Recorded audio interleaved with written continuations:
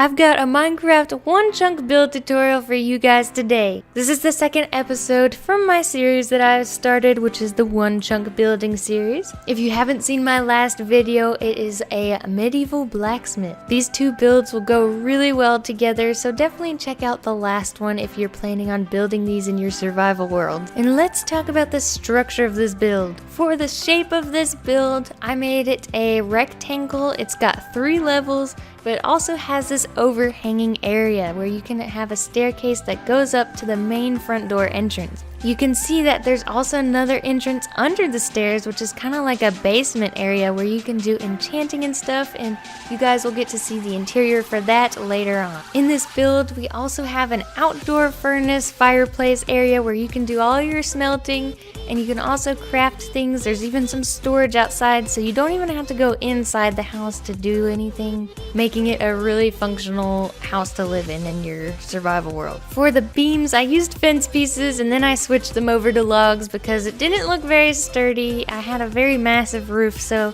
with the big overhang, I changed it to the logs so it looks like it's very supportive. Also, I originally put down the brown glass, but I ended up changing that to fence pieces just because I thought that fit the medieval theme and era just a little better.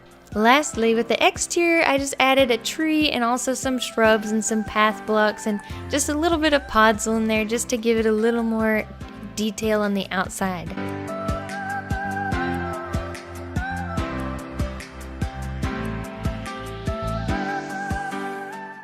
Now we're gonna go ahead and walk through this build in first person so you can see what it would be like living in this little house in your Minecraft world.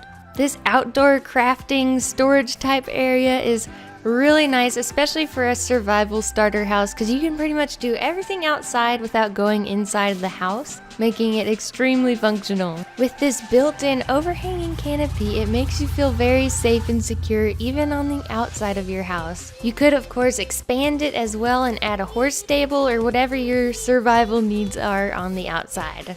At the front of the house here, we have an underground entrance here. This is the basement area, which goes right underneath the stairs. And when you walk through the door, we have this little enchanting room that's kind of hidden in the bottom of the house.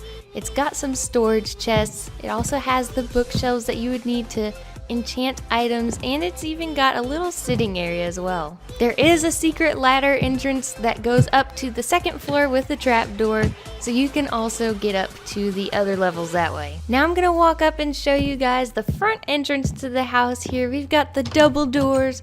We've got a long hallway leading to the main living room area that has a lot of windows looking out into the wild, so if you had zombies or anything attacking your house, you'd be able to see what was going on up here. When I'm building a survival house, I'm always wanting to have a lot of windows so that way I can see all the monsters and stuff that are outside of my house. Here is the main storage area that you'll be using for your house. Naturally, it is the biggest room because you need a lot of storage when you're first starting out, and I included item frames next to all these chests so you can put whatever icons and symbols that you would like to symbolize what's inside of your chest.